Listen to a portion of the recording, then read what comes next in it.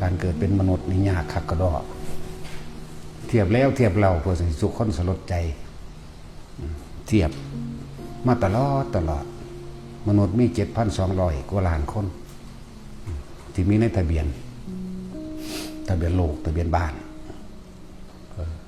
สัตว์เดรัจฉานชนิดเดียวมนุษย์เปรียบบ่ได้เลยยกตัวอย่างที่มันหลายๆคือปวกที่จริงมันก็หลายคือกันเบิดนะแต่ว่าปวกในประเทศไทยเท่าใดปวกทั่วโลกเท่าใด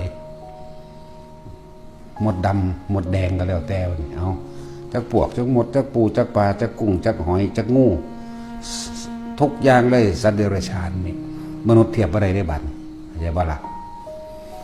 เทียบอะไรเลยแล้วก็เลยว่าการเกิดมันยากถึงขั้นว่าโลกนี้มัน42แสนโยชน์เด้โยชน์หนึ่งนี่16 กิโลเอา42ตั้งขึ้นแล้วเอา16คูณเอามันจะเป็นจักกิโลนั่นแหละ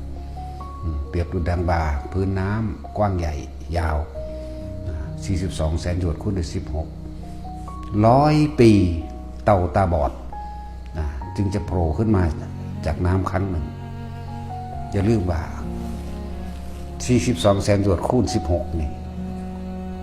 ทั้งกว้างทั้งยาวทั้งลึกเสมอกันเบิดเต่ามันอยู่ตัวพื้นมันไปเด้100 ปีได้จังสิขึ้นมาทีหนึ่งหายใจบั๊มทีหนึ่งแล้วลงเด้บ่แม่นอยู่บักโดนเด้แถมซ้ำเป็นเต่าตาบอดอีกต่างหากที่จะเอาข้อหัวมันซุบเข้ากระบอกไม้ไผ่พอดีที่เขาตัดไว้เป็นกล้องเอาไว้เหมือนกล้องแขนนั่นแหละ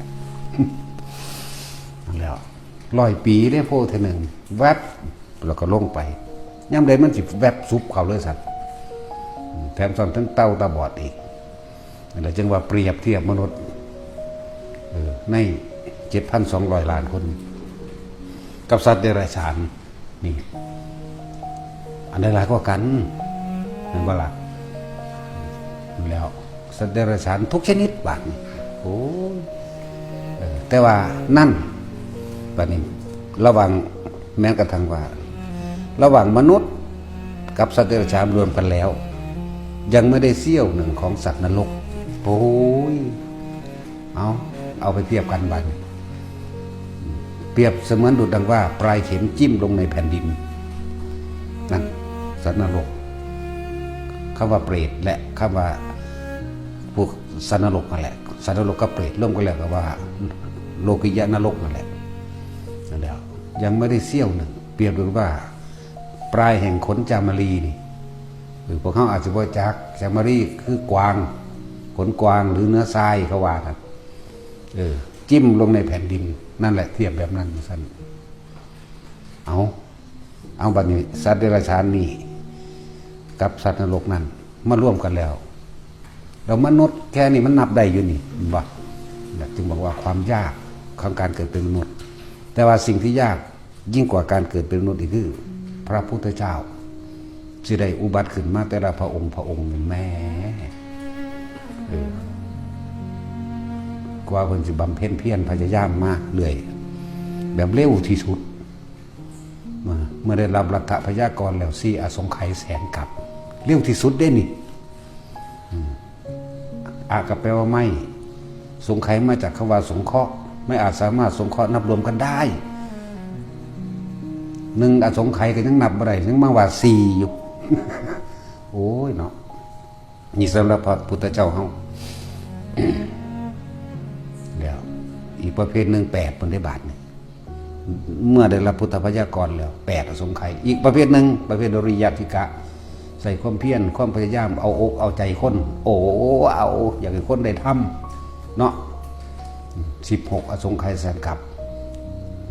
นับรวมเอาดีสุว่าบัดนี้นับแบบเริ่มต้นตั้งแต่ปฐมเหตุแห่งการปรารถนาของพุทธเจ้าเฮานี่องค์ปัจจุบันเฮานี่20จากเริ่มต้น20 อสงไขยแสนมหากัปอีกยังมีแถมอีกเด้บ่จักได้ดอกมีจักก็ล่ะบัดนี้อีกองค์นึง40 อสงไขยประเภท8ประเภทสัทธาธิกะเนาะ 40อสงไขยกระแสนมหากัปอีก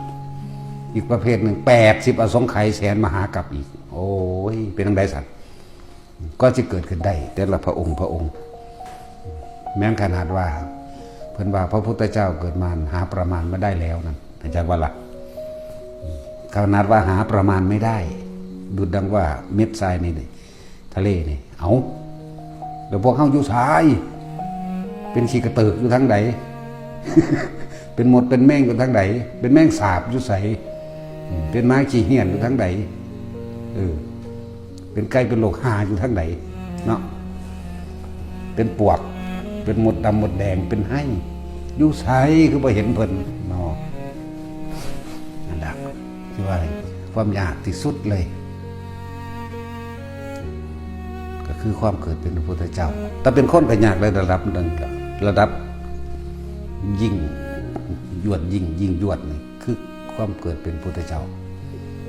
ขนาดนั้นแหละอย่างทั้งว่าเฮาเปรียบเทียบสระลึกในตนเอง